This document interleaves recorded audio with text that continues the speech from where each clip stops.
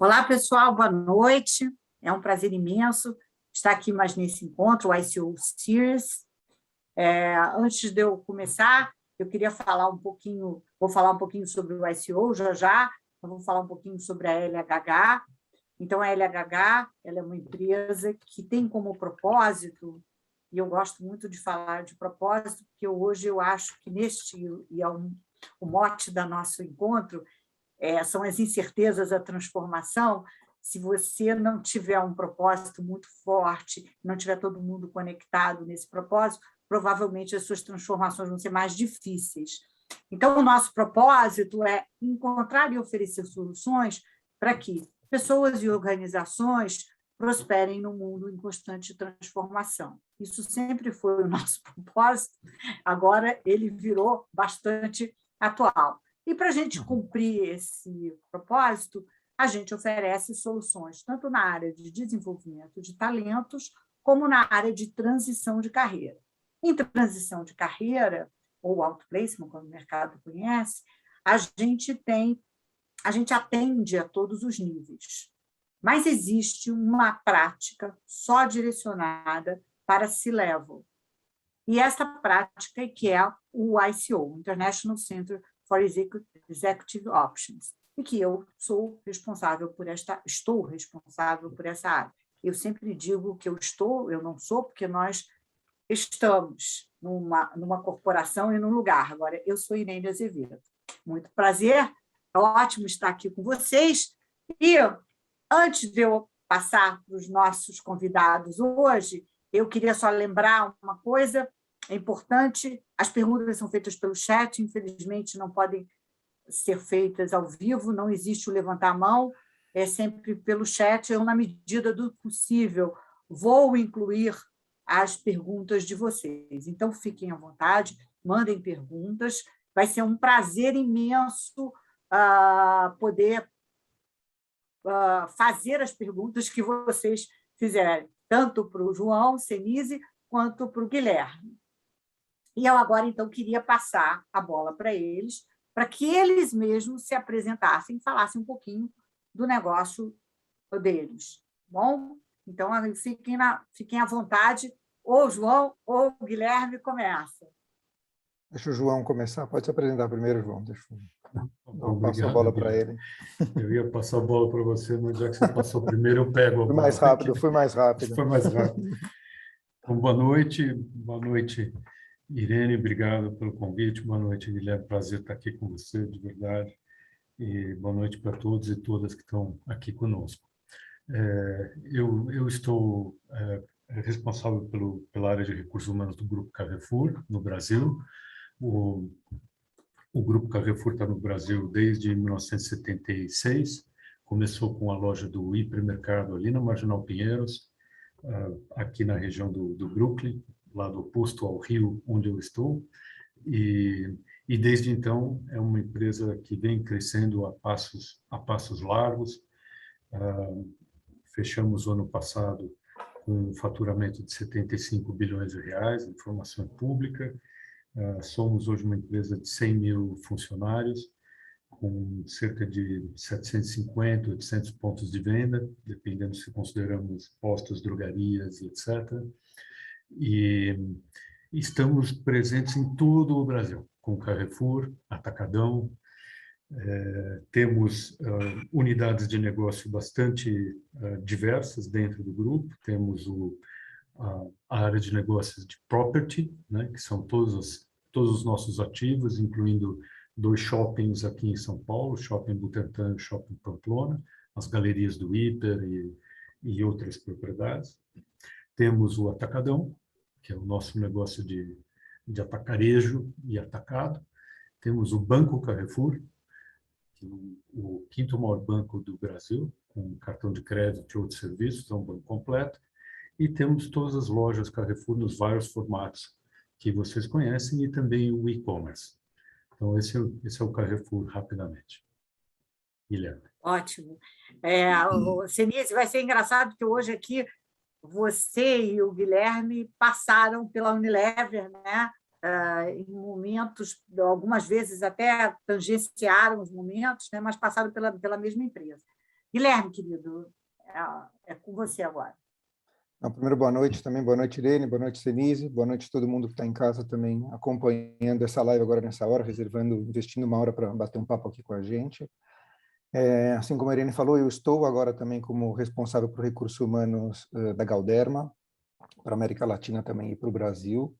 Comecei minha carreira lá atrás, nos anos 2000, também na Unilever, e tive o prazer de trabalhar no time do Senise lá em 2001, rapidamente, até um pouquinho antes de mudar para o Citibank, assim, com escola de recursos humanos aí no Citi, na Unilever, e entrei no mundo farmacêutico depois quando entrei na Eurofarma, os últimos 9 anos na Roche, e agora nos últimos 6 meses, eu posso dizer, aqui na Galderma, que é uma empresa suíça, né, que nosso foco principal é o tema da dermatologia mesmo, né, então, uma empresa que surgiu lá em 81, uma joint venture da L'Oréal e da Nestlé, e depois ela passou por diversas etapas agora, e esse último tempo a gente agora faz parte de um private equity, que comprou a Galderma da Nestlé, e estamos num processo de transformação gigantesco como organização em termos de eficiência, de transformação do negócio, né? Temos 3 grandes pilares estratégicos de negócio, que seria a parte de medicamentos, né, que a gente chama de prescription. Temos uma parte de consumer, com os principais produtos aí, como a marca Cetaphil. E também temos a parte de estética, que é o nosso principal negócio aqui no Brasil, também na América Latina, que é toda a parte de... O principal, todo mundo conhece como Botox, mas então a gente tem Botox, temos alguns preenchedores também, ácido hialurônico, então esses são os nossos principais negócios.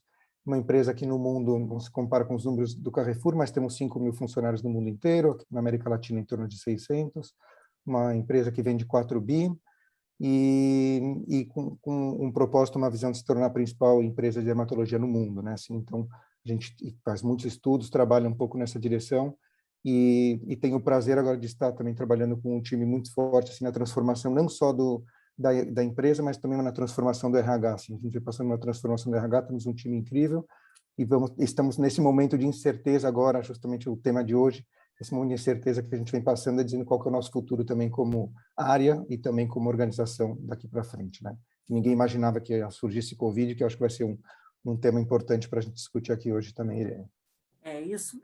Na verdade, eu sempre procuro trazer segmentos diferentes, né, com realidades diferentes, e que, no final, a gente vê que, embora tamanhos e segmentos diferentes, no final, tem muitas coisas em comum. Né? Já veio aqui startup com Amazon, entendeu? A AWS. E, no final, estavam se conversando, porque... No final, nós vivemos, e esse é o tema, e é isso que a gente vai começar a falar, neste período de incerteza. Na verdade, eu quero fazer um parênteses sobre a incerteza. Viver sempre foi uma incerteza. Né? O mundo é uma incerteza, só que agora essa incerteza ela virou realidade, porque as mudanças foram mais rápidas do que o que a gente estava acostumado.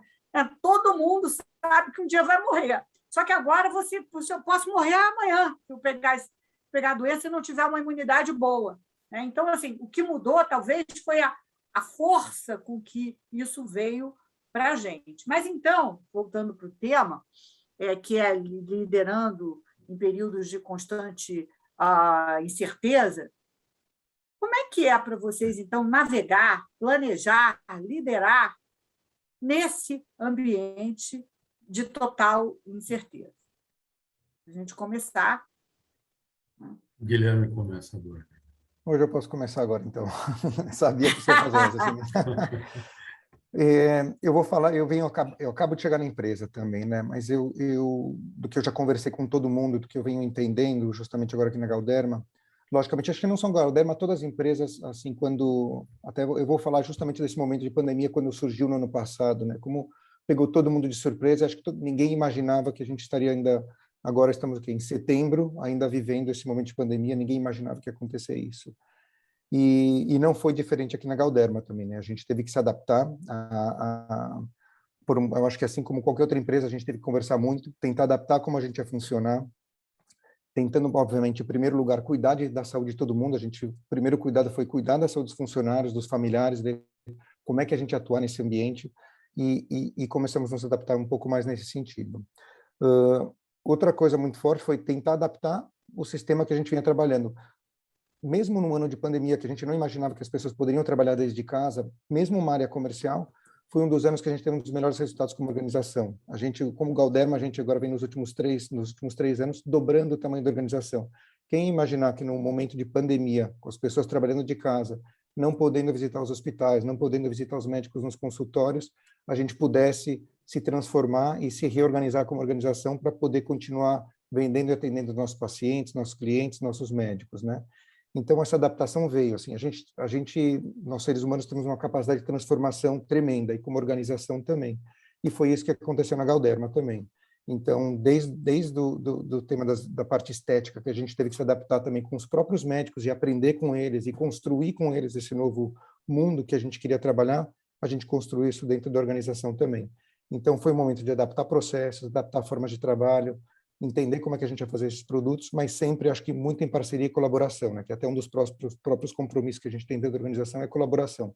Então, a gente construiu isso muito internamente e junto com os nossos parceiros. Eu acho que esse foi a parte-chave que a gente pode dizer dessa transformação e certezas em continuar entregando os resultados e as nossas soluções para quem trabalha com a gente. Isso foi muito bom. Denise.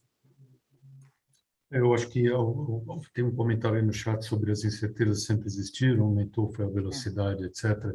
E eu concordo, acho que as incertezas sempre existiram, acho que, de um modo geral, tudo está muito mais veloz, muito mais rápido, né? E nesse cenário de muita velocidade, muita rapidez, quando surge um novo elemento de incerteza, ele entra no mesmo ritmo e provoca também o mesmo tipo de reação rápida, né? Quer dizer, estamos todos num regime mais rápido.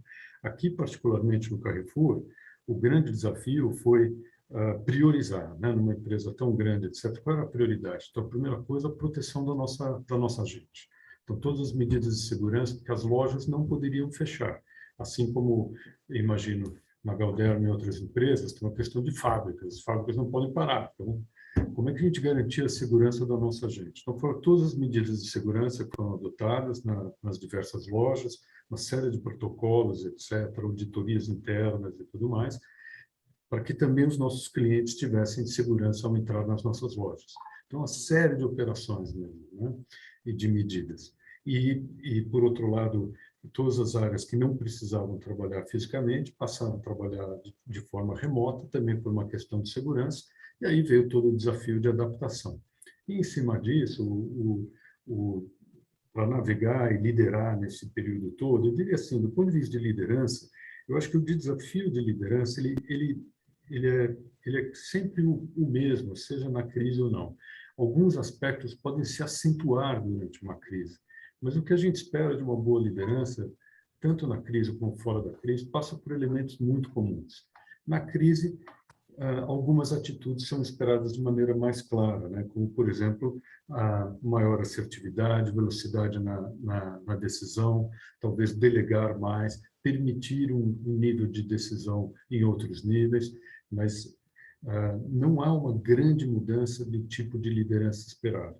Essa crise em particular, por ter sido uma crise sanitária, uma crise de saúde, acho que exigiu da liderança um aspecto muito importante, que a gente fala há muito tempo, mas, de novo, conforme a crise, a gente puxa uma ou outra alavanca, ou mexe com um ou outro músculo. Nessa aqui, é o músculo da humanização, o músculo da sensibilidade, o músculo do respeito, né? Que foi o mais puxado. Mas não é de hoje que a gente fala de líderes humanizados, de líderes vulneráveis, etc. A gente fala disso há muito tempo. Você é coberta de razão. É a mesma coisa da incerteza, né? A gente sempre viveu na incerteza, só que agora a percepção é outra porque as mudanças são muito rápidas, né? A mesma coisa com liderança. A liderança é algo que a gente vem treinando, a liderança há séculos, mas eu sempre digo o seguinte, antes, se você tivesse uma liderança forte lá em cima, tudo ia bem, né? Até os negócios andavam. Hoje, você tem que ter liderança forte de cima a embaixo. Todo mundo tem que estar preparado para ser efetivamente um líder. E falando nisso, eu queria ouvir de vocês, então, vocês acham que as características da liderança, elas mudaram? Vocês conseguem perceber isso na hora que vocês estão recrutando? Né? Vocês percebem isso na hora que vocês estão recrutando? Vocês estão exigindo mais ou uma outra característica? Eu queria ouvir de vocês um pouquinho isso. Eu vou dizer que agora, nesse momento, né, Irene, mais do que nunca, o tema da adaptabilidade, flexibilidade e de verdade, eu acho que adaptabilidade e flexibilidade são dos pontos principais aqui agora, assim, também, né? Eu acho que as pessoas elas têm que se adaptar e têm que entender esse novo contexto onde a gente vem vivendo e como fazer entregas nesse novo contexto. E, às vezes, vão acontecer situações que eles vão ter que se adaptar e a gente vai precisar criar formas novas, de novo, assim, também. E o tema de colaboração, ele é fundamental. Hoje em dia, acho que isso aqui também não muda, um pouco do que o Senise falou, assim. Estou há 20 e poucos anos também em recursos humanos, a gente continua ensinando ainda a líderes dar feedback, a líderes como tem que conversar com suas pessoas, como tem que ser mais próximos também dos times. A gente continua falando isso aqui até hoje. Mas adaptabilidade é o primeiro e flexibilidade é outro porque a gente pode falar de resiliência, todos esses clichês de RHs que a gente tem bastante, mas eles são clichês muito reais hoje em dia, nesse momento que a gente vem vivendo.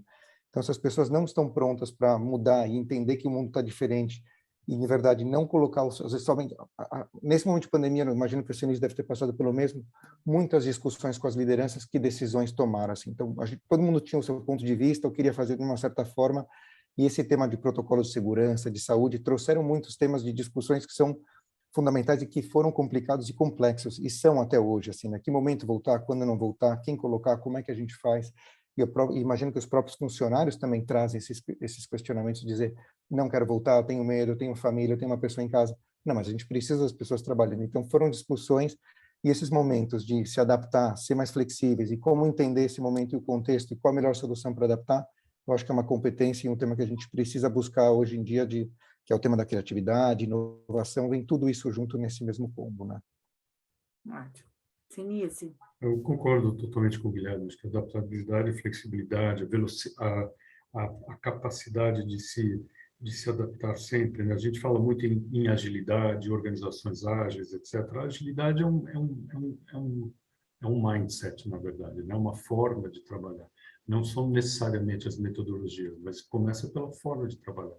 E a agilidade está nisso, né? Na adaptabilidade, na flexibilidade, na rapidez da mudança, em ser capaz de aceitar uma mudança necessária, em ouvir ativamente, né? Ouvir de fato, saber trabalhar em equipes. No momento de crise, nenhum líder vai ter todas as respostas, não vai ter. Aliás, normalmente não tem mesmo fora de crise, né? Infelizmente, né? Mas no momento de crise, menos ainda. É importante que a liderança tenha a capacidade de tomar decisões, mas não necessariamente de ter todas as respostas. Então, buscou-se aqui os aspectos que o Guilherme colocou, e uma coisa que eu costumava dizer para a turma também, a gente precisa começar a desenvolver um skill novo agora também, que é de âncora de televisão, né? Porque como é que você inspira, cativa e motiva pessoas só na telinha? Então, de fato, tem pessoas que têm muita presença num evento ao vivo e que realmente mobilizam as equipes e tudo mais. Como fazer isso no mundo virtual? É diferente. Então, eu brincava com as pessoas, precisam aprender lá nas grandes redes de televisão quais são as skills de um âncora. Precisam trazer esse troço para casa aqui. Né?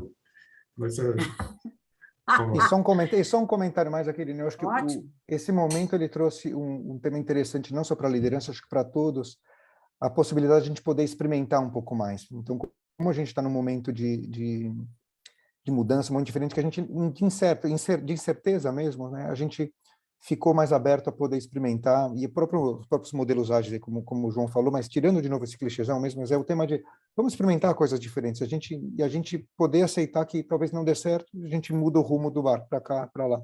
Então, essa capacidade de a gente poder experimentar e testar, e a própria organização, os líderes, todo mundo está um pouco mais aberto a esse tema de testar, ok, se não dá certo, vamos tentar de outro jeito.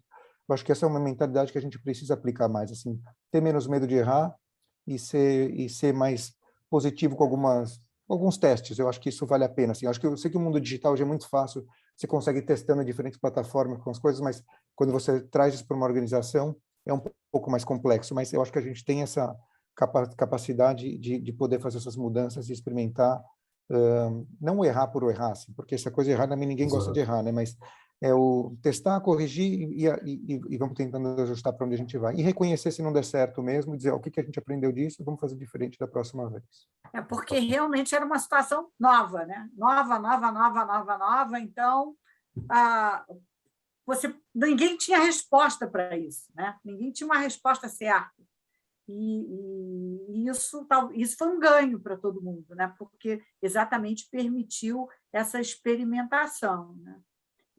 Mas eu acho que fica, não sei se vocês concordam, disso tudo, que, na verdade, eu acho que hoje o que se precisa para vencer isso, para poder, na verdade, trazer contribuições mais significativas, é a gente ser, né? E o ser, ele passa por eu me conhecer. Eu estar equilibrada, porque aí eu consigo entender o outro, eu tenho empatia, né? Eu consigo estar mais equilibrada para poder tomar essas decisões mais rápidas e andar nos paradigmas para ser ágil, né? Eu não sei se vocês concordam com isso. Guilherme, eu vi você com me olhando assim, quando eu estava falando, eu queria ouvir você. Você quer me escutar? Então, eu gostaria. Eu estava justamente pensando num diálogo que eu tive com uma pessoa aqui da organização, né? Na verdade, fui conhecer, tenho feito agora algumas reuniões com as áreas, venho acabando de chegar na empresa, né? Completar ainda 6 meses para poder conhecer todo mundo. Estava numa dessas reuniões e justamente conversando com 2 moças que vieram de outras empresas, disseram que coisa boa trabalhar aqui na Galderma, né? Agora eu vou falar de onde eu estou, né? Porque é onde eu tenho propriedade para falar agora, mas como elas contaram e falaram assim, que bacana que eu posso ser aqui quem eu sou, podendo ser, assim como você falou, ser quem elas são, e como isso trazia um sentido de alegria, de pertencimento, de poder fazer uma melhor entrega, assim, né, e não se sentir retraída, então poder fazer coisas diferentes, assim, esse tema do pertencimento, elas se sentirem quem elas eram, e que bom que a empresa cria esse ambiente, é uma coisa extremamente positiva, porque você tem ambientes onde lideranças e gestores, ou o próprio ambiente da organização não te permite ser quem você é, né? Então, hoje em dia, e foi isso que me fez lembrar, por isso que eu estava te olhando assim, eu estava lembrando justamente desse momento, com as 2, elas dizendo assim, poxa, Guilherme, eu estou tão feliz agora de ter vindo para a Galderma, onde eu posso ser quem eu sou, um ambiente muito mais leve, e como isso faz a diferença, isso justamente faz a diferença, estão nos resultados, estão no nosso resultado de ambiente de trabalho, então é uma coisa muito positiva a gente poder ser quem a gente é, porque é difícil você ficar separando o chapéu, eu, Guilherme Galderma, eu, Guilherme fora do trabalho. Hoje em dia somos um ser único, né? E sempre fomos, né? Eu acho que sempre fomos, esse é o reconhecimento, né? Que bom. Ótimo. Sinise, desculpa, porque eu vi que o Guilherme estava me olhando assim. Imagina, não precisa pedir desculpa nenhuma, Irene. Imagina, fica tranquilo. Agora pode. O que você acha disso? Não, eu só pegando o último ponto que o Guilherme colocou aí, que somos um ser único, isso também a pandemia trouxe, né? Para todo mundo que trabalhou em esquema remoto, as casas entraram nas reuniões, né? As famílias entraram nas reuniões. Então, mais do que nunca, nós somos um ser único. Acho que isso escancarou de vez, né? E isso foi muito bom, porque as pessoas passaram a se olhar de uma maneira mais completa. Eu acho que também um outro aspecto, assim, né? Nas crises, sejam elas de que origem for, ou nas grandes bebedeiras, né? A gente traz à tona o melhor e o pior do que a gente tem. Essa é a verdade. Então, esse foi um momento também de teste de quem são as pessoas nos momentos de crise. E você percebe de verdade quem reage de uma maneira, quem de outra. E, às vezes, os papéis dentro de uma equipe mudam espontaneamente. Então, ligando até a conversa anterior, muitas vezes um líder percebeu, na equipe, mudanças. E pessoas antes muito tímidas na equipe surgiram e brotaram e desempenharam papéis muito importantes. Então, isso tudo foi uma dinâmica muito interessante. Passa pelo autoconhecimento, sem dúvida, e passa por essa intimidade. É interessante, né? Ficamos mais íntimos em certos aspectos, ficamos mais íntimos no mundo virtual, porque as famílias entraram na conversa. Mas foi interessante ver como muitas pessoas sofreram nessa digitalização agora das relações.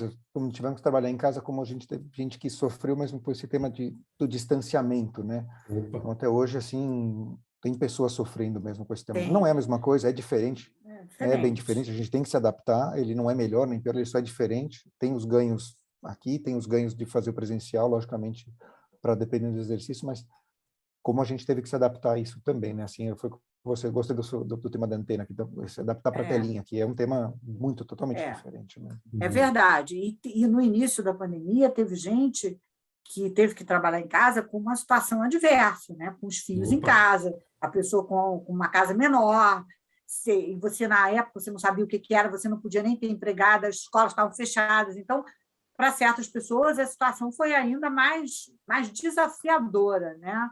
Então, acho que para a grande maioria, tá, Irene? Nós somos privilegiados, assim, para a grande maioria das pessoas foi bem difícil a situação. Muito difícil. Muito difícil. Então, depois que passa, aí a pessoa começa a ver, agora as crianças estão na escola, a pessoa trabalhar de casa tem as suas vantagens quando as crianças estão na escola, né? Uma criança em casa, Deus me livre, eu não posso nem imaginar, fico até com pena. Eu digo para as meninas lá do trabalho, vocês são umas heroínas, eu tenho que ajoelhar e fazer reverência todo dia para vocês, né? Porque é uma maravilha alguém conseguir entregar com essa situação, né? Mas é isso.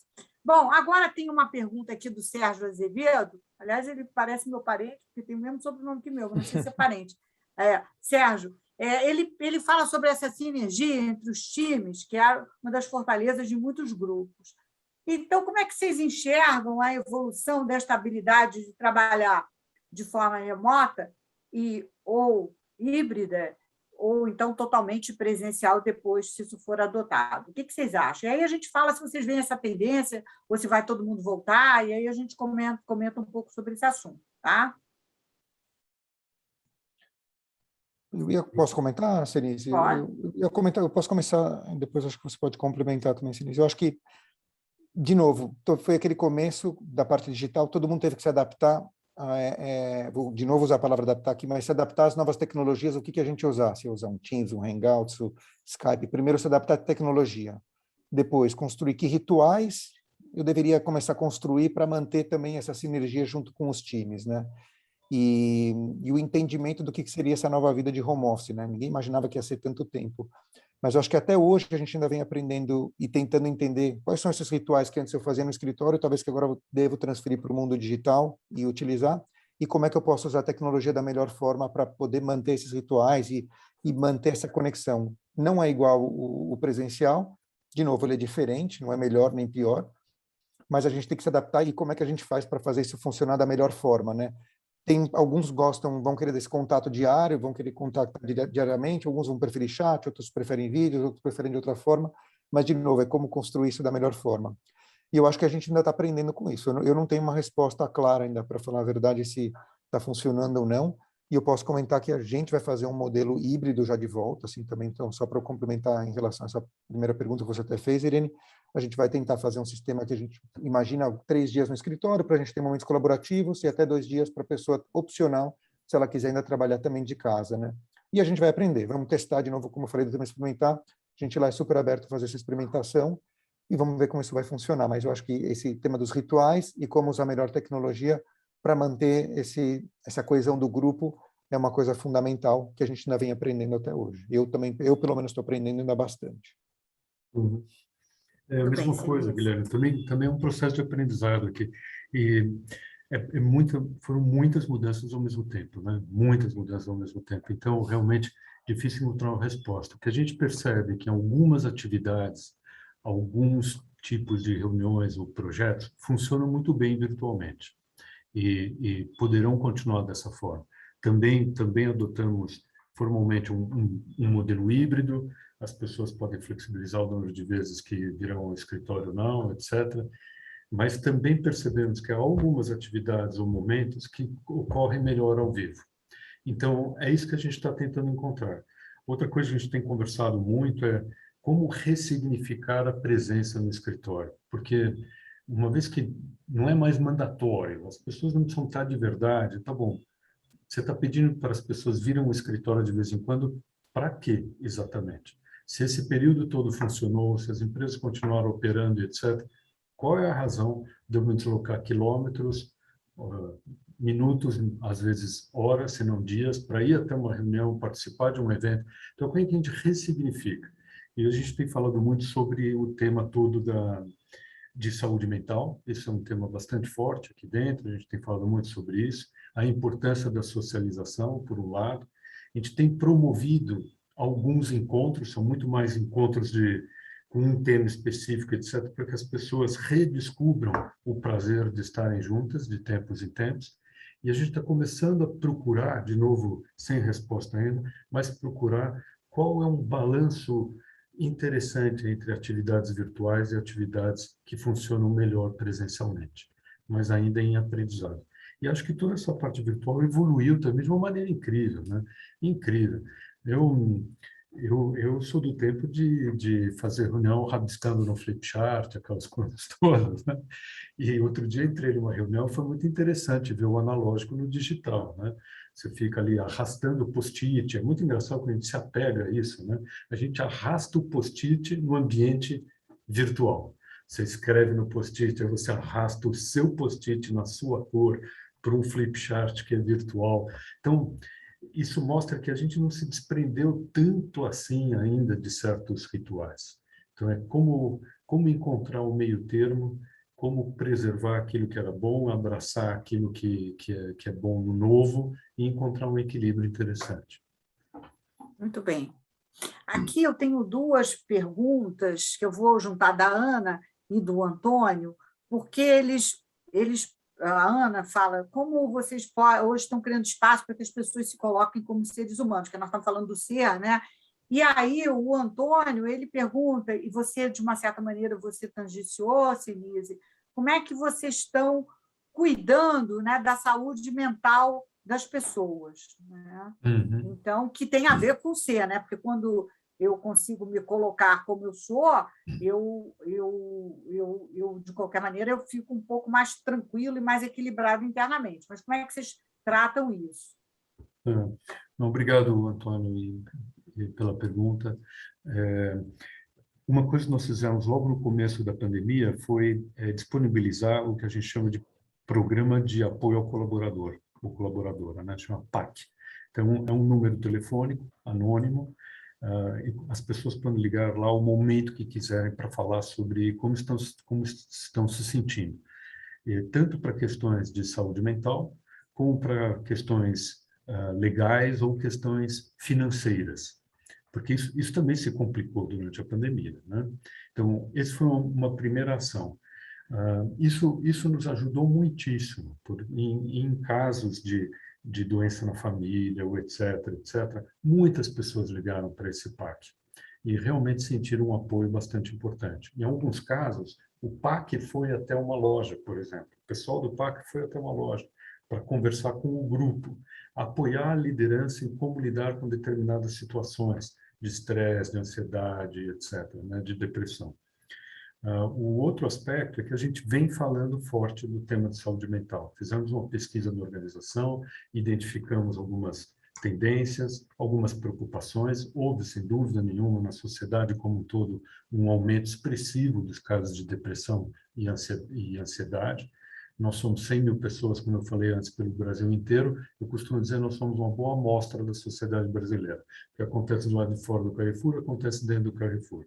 Então, tivemos aumento, sim, desses casos.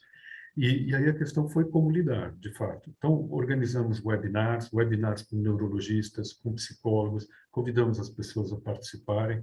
E um tema, que é um tema que a gente vem trabalhando, mas de longe ainda não está resolvido, é como identificar as pessoas que estão passando por ansiedade ou depressão.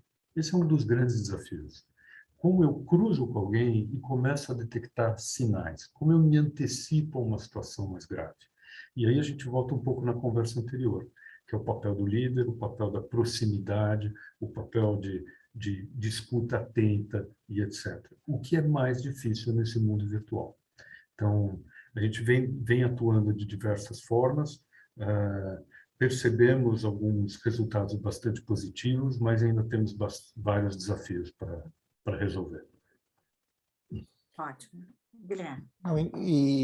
Nós aqui na Galderma também temos um programa muito similar ao que o Senise também tem relacionado de apoio ao colaborador também, que nós chamamos Conexão Galderma também.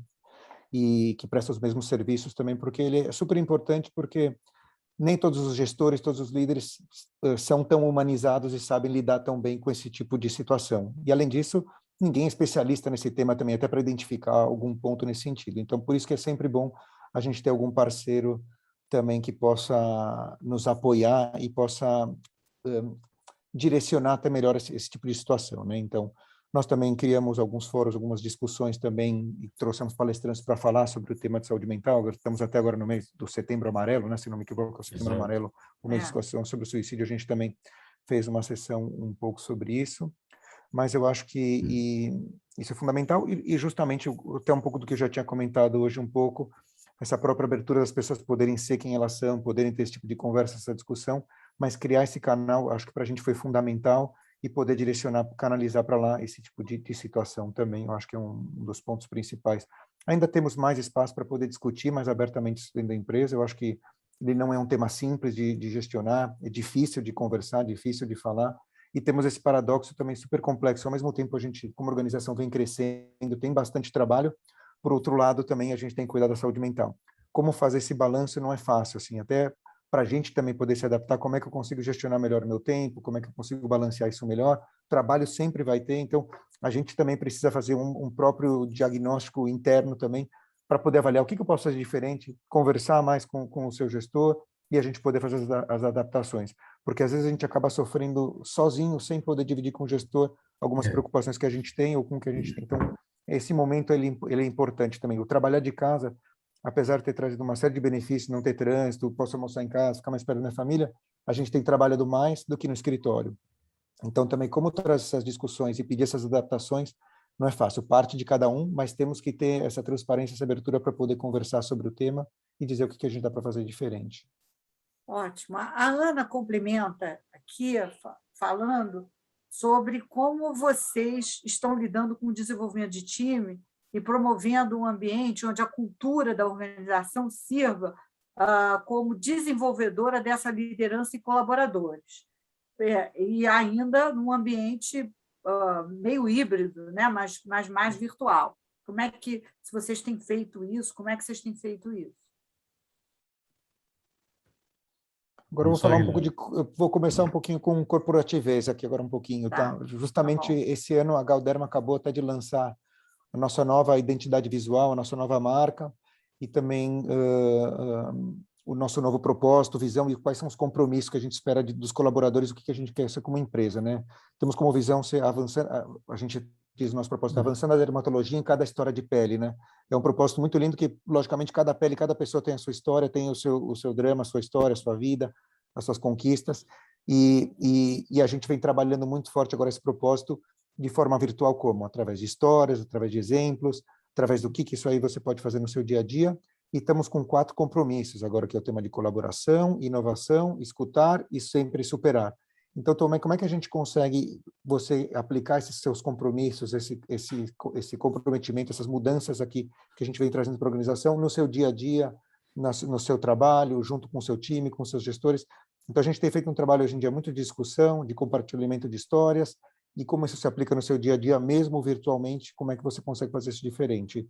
E a gente agora, ele é um lançamento que a gente acabou de fazer, então a gente vem iniciando esse trabalho agora, e vamos ter que começar a trabalhar agora muito mais. É igual um trabalho de catequese, assim, né? Igual quando a gente foi feito aqui. A gente vai ter que repetir, e trabalhando e relembrando como esses compromissos e esses comportamentos vão ajudar a nossa organização a crescer daqui para frente.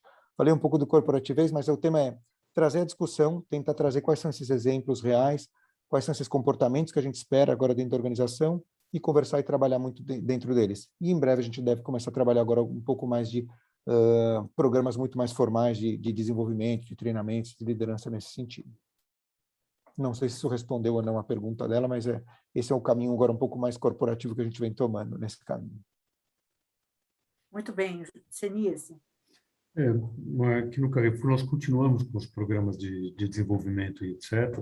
Muitos deles foram transportados para o mundo virtual, né, através de ensino à distância, eventos à distância, etc. Alguns nós paramos, porque a gente acreditava na importância de alguns dos programas de desenvolvimento precisariam ser presenciais, então alguns nós congelamos. Então, não parou. Agora, tem um aspecto na pergunta da Ana, que é o aspecto de cultura, e esse é um tema, eu acho, interessante. Se a gente pegar uma das tantas definições de cultura, mas falando sobre a cultura em 3 pilares: comportamentos da liderança, rituais e símbolos, e sistemas e processos, e a combinação dessas 3 coisas fazem cultura, isso tudo mudou radicalmente durante a pandemia. Mudou radicalmente porque eu percebo os comportamentos da liderança no mundo virtual muito diferente do que eu percebo no mundo físico.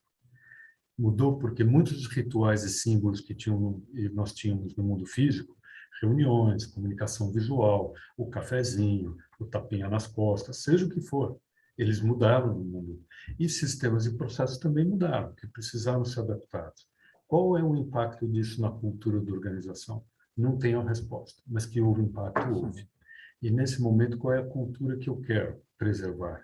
E o que mudou na cultura nesse ambiente que eu também não quero que escorregue para trás, que eu quero manter.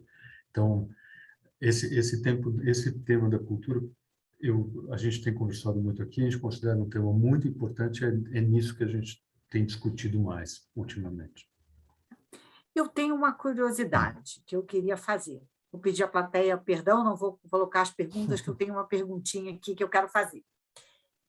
Houve algum fato que surpreendeu vocês durante essa pandemia e que aprendizados vocês tiraram dele?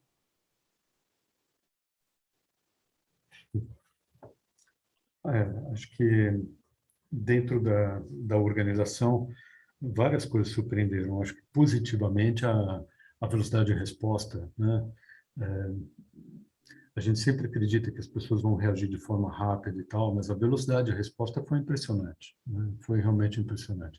A adaptação, que a gente falava antes, né, que o Guilherme colocou, da adaptabilidade, da flexibilidade, isso veio à tona em muitas pessoas. Foi uma surpresa muito positiva. Talvez a outra surpresa também foi a quantidade de coisas que nós deixamos de fazer e não atrapalhou em nada, né? O mundo seguiu caminhando. Então, é muito mais fácil a gente ter uma discussão sobre, ou mais efetivo, a gente ter uma discussão sobre o que a gente deveria parar de fazer do que falar sobre o que é prioridade, né? Porque quando a gente fala prioridade, quase tudo entra. Mas quando a gente fala o que é que dá para parar de fazer, parar de verdade, e essa foi uma surpresa, né? Me passou uma coisa pela cabeça aqui, me perdoem, mas dizem que perguntaram para o Michelangelo como é que ele fez Davi, e ele falou: eu tirei tudo que não era Davi, né? Então, é um pouco isso. Acho que a crise nos obrigou a tirar do bloco de mármore tudo que não era Davi, foca no Davi. E isso foi uma surpresa, né? Sobrou mármore para burro, foi uma coisa impressionante. Então, isso foi uma surpresa grande. Não, para mim, acho que uma das grandes surpresas, Irene, e que foi positivamente, foi principalmente esse tema da gente trabalhar de home office mesmo, do trabalho remoto, e como as coisas continuaram funcionando e às vezes até melhor também. Eu lembro das brigas que eu tinha antes no sentido de querer implementar muito mais o tema do trabalho remoto, o home office, as pessoas poderem trabalhar um pouco mais em casa. E tínhamos muita resistência, né? Porque antes, quando você falava vou trabalhar de home office, pelo menos nas empresas que eu tive experiência, era o mesmo significado de você assistir Netflix, né? Vou ficar em casa, não vou fazer nada, quase um day off, era o trabalho remoto. E veio a crise, veio a pandemia, de repente todo mundo, para segunda-feira, todo mundo em casa. E até mesmo o call center a gente teve que mandar para casa, todo mundo para casa. E a empresa continuou existindo, continuamos trabalhando bem, continuamos nos conectando, as coisas continuaram funcionando muito bem. Então, essa capacidade de adaptação de tudo o que aconteceu, e a gente vê que as coisas funcionaram, são muito boas. Mas também o que me surpreende, e que ainda continuo discutindo ainda até hoje, a resistência das pessoas querer, às vezes, se adaptar e querer continuar um pouco desse modelo similar, nem que seja no modelo híbrido também, né? Então, essa discussão também é interessante. Apesar da gente ter visto que tudo funcionou muito bem, as coisas continuaram rodando, ainda existem algumas resistências relacionadas a esse tipo de modelo de trabalho, né?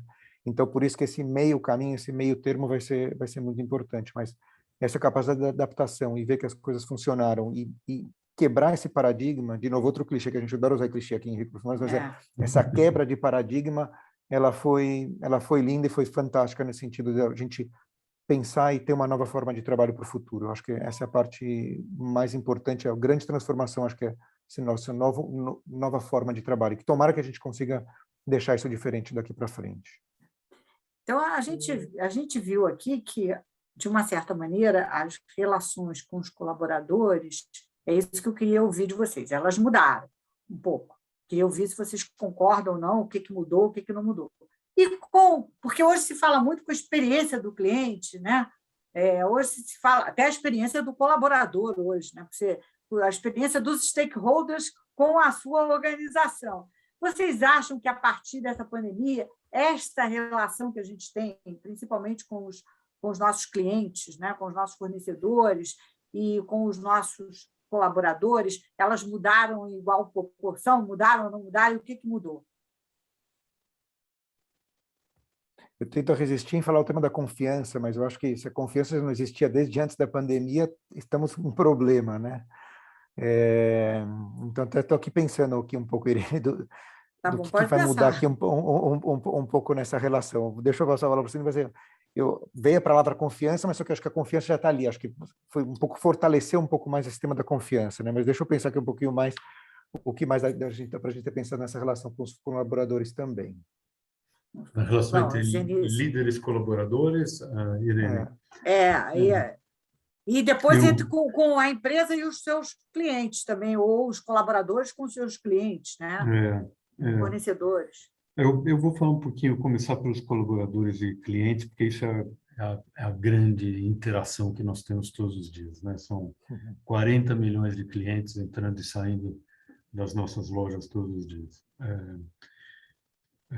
Por mês, desculpe. E o que mudou foi que a sensação de cuidado, que posso dizer isso com humildade e com orgulho, mas o cuidado que o Carrefour, como empresa, teve com seus colaboradores, e muito rapidamente falar sobre segurança, saúde, prover com os equipamentos, etc., as alternativas, afastar os grupos de risco, tudo foi muito rápido. E transformar todas as nossas lojas em ambientes em que eles e elas se sentiam seguros. Isso fez com que a relação desses colaboradores com clientes também se manifestasse de uma forma diferente. Então, o respeito que eles perceberam foi transmitido também para clientes. E os mesmos cuidados foram transferidos para clientes. E, ao mesmo tempo, os medos e inseguranças que eles sentiram, à medida que foi se passando para toda essa gente, que era natural sentir medo e insegurança, lidar com os medos e inseguranças dos clientes também passou a ser natural. Então, no fundo, nós não estamos falando de nada novo, né? Você respeita, trata as pessoas de uma determinada maneira e elas passam isso adiante. Então, isso foi o que aconteceu entre colaboradores e dos nossos colaboradores com os nossos clientes. Aqui na relação liderança e respectivos times, eu diria assim, a resposta é um pouco óbvia, mas depende muito da liderança. Houve lideranças que aproveitaram essa situação toda para se aproximar mais, né? Para ouvir mais, para escutar mais. E houve lideranças que usaram da necessário pragmatismo, assertividade dessa agenda que ficou toda com eventos pré-marcados, de um depois do outro, usaram disso para imprimir uma forma diferente de trabalhar. Então, eu não tenho uma resposta geral e eu concordo com o Guilherme, querendo ou não, a gente passa pelo tema da confiança. E, sem querer me estender demais, mas eu acredito que a confiança é a base absolutamente das boas relações. Tem um clássico nisso, que é o Patrick Lencioni, que fala muito disso. Sem a confiança não existem os conflitos verdadeiros, os conflitos construtivos. Sem os conflitos construtivos não existe o comprometimento. Sem o comprometimento não existe responsabilização. E sem a responsabilidade não há resultados. Então, a confiança está na base de tudo. Em algumas relações houve mais confiança, em outras menos, e isso foi percebido claramente nesse desdobramento de consequências. E só complementando, Senise, você falou desse livro e eu me lembrei do livro do Stephen Covey falando sobre The Speed of Trust, que o quanto mais eu gero confiança, mais rápido eu consigo fazer as transformações dentro da organização. Esse livro é muito interessante, né, que está ligado a isso tudo que a gente falou da confiança. Guilherme, você quer complementar alguma coisa? Não, só complementar duas coisinhas, porque o tema da confiança foi o que o Senise falou, mas o que trouxe na relação do colaborador com a liderança também. Nesse momento, acho que um pouco mais de abertura também. Então, agora as relações ficaram um pouco mais abertas, assim, foi aquilo que o Senise falou um pouco no começo. A gente conheceu a casa, o periquito, o cachorro, a mãe, todo mundo já nessa nova relação virtual, pelo menos para aqueles que foram para a relação virtual. A gente está com uma abertura um pouco maior. E até na relação com empresa com próprios parceiros e clientes, nossos principais parceiros e clientes são médicos, são clínicas, então até a gente também teve que se adaptar na forma deles trabalharem. E muitos deles também não querem regressar à forma antiga que a gente atendia e trabalhava com eles ou tinha relação comercial com eles também.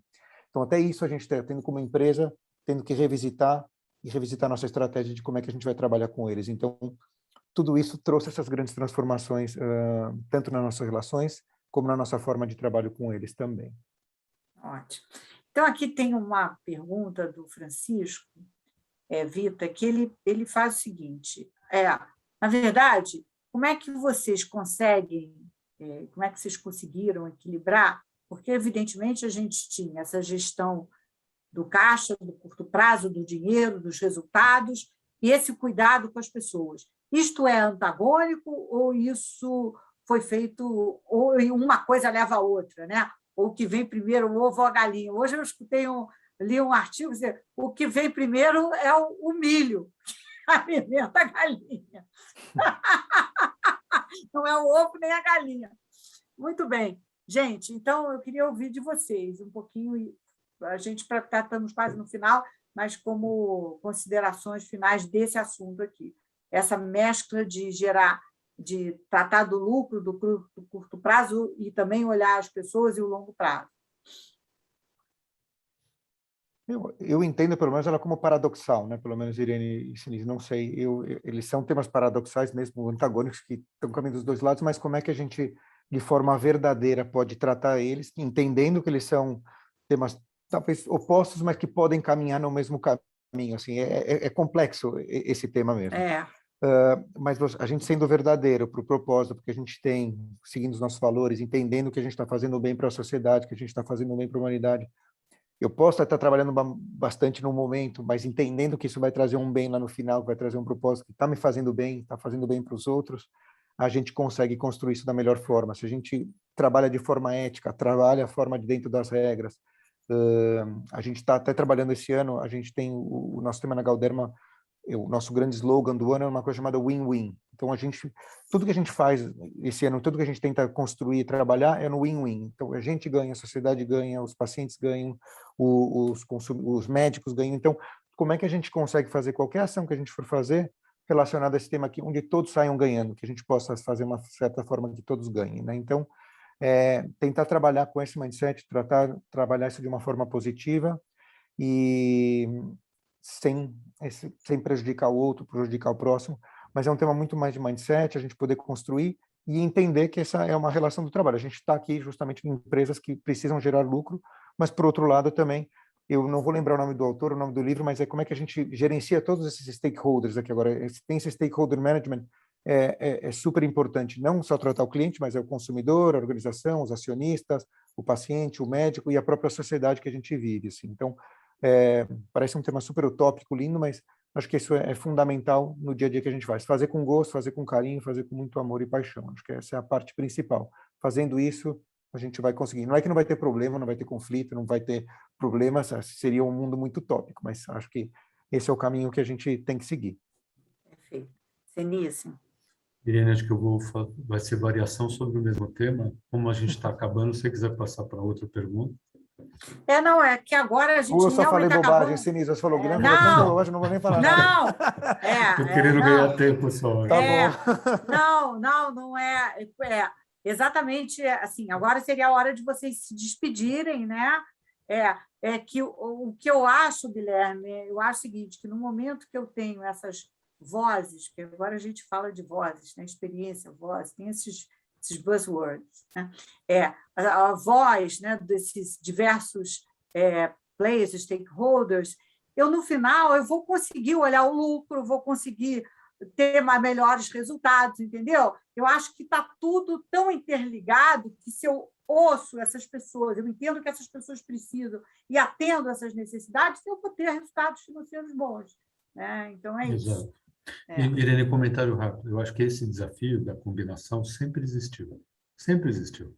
Só ele não era tão intenso como agora, porque a situação é mais intensa. Mas a gente nunca deixou de falar dessa questão das características de liderança, necessidade de resultado.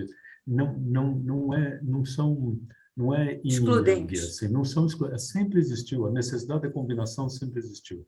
O quanto se faz necessário um lado ou outro depende das circunstâncias e hoje está muito intensificado. É só isso que eu digo. Isso aí.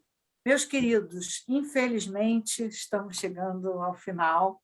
Vou deixar esses minutos para vocês poderem dar sua mensagem final aqui para o pessoal. Então, não sei quem quer começar. Eu não falei que passava rápido? Passou rápido, não passou? Passou rápido, sim. É.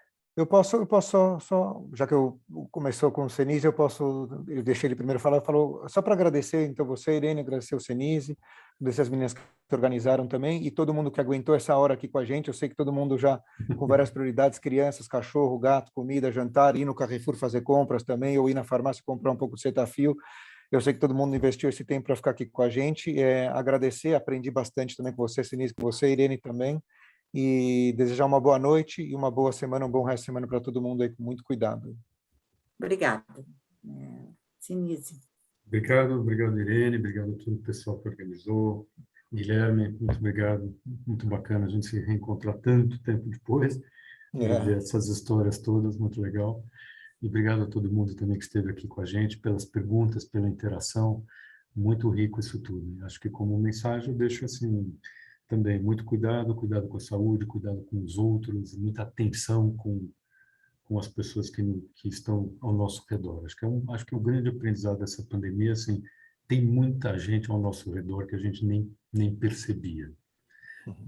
Elas vão continuar ao nosso redor, mesmo quando a pandemia acabar. Então, vamos tirar os aprendizados dessa pandemia, tanto do ponto de vista de eficiência organizacional, de necessidade de transformação, como do lado da humanização e da visibilidade das necessidades do próximo. É isso mesmo. Eu quero terminar agradecendo tanto ao Senise quanto ao Guilherme pela participação. Foi maravilhoso ter vocês aqui, uma aula, né? Eu sempre saio enriquecida, e quero agradecer a todos do Carrefour que trabalharam durante essa pandemia, os da Galderma que também possibilitaram que a gente pudesse ficar mais bonita, né? E mais saudável, né? Esses são os grandes heróis dessa fase, né? São as pessoas que saíram, trabalharam, fizeram e possibilitaram que a gente tivesse uma vida melhor. Então, meu agradecimento a todos, né, que trabalharam nesses serviços que são essenciais. Agradecer a vocês dois e a todo mundo que participou dessa live, desse encontro. Muito obrigada pelas perguntas. Infelizmente, eu não pude fazê-las todas, mas espero vocês no próximo encontro. Um grande abraço, um beijo a todos e cuidem-se. Tchau. Obrigado. Boa noite para todo mundo. Tchau, Boa noite a todos. Obrigado. Tchau. Obrigada. Tá? Tchau.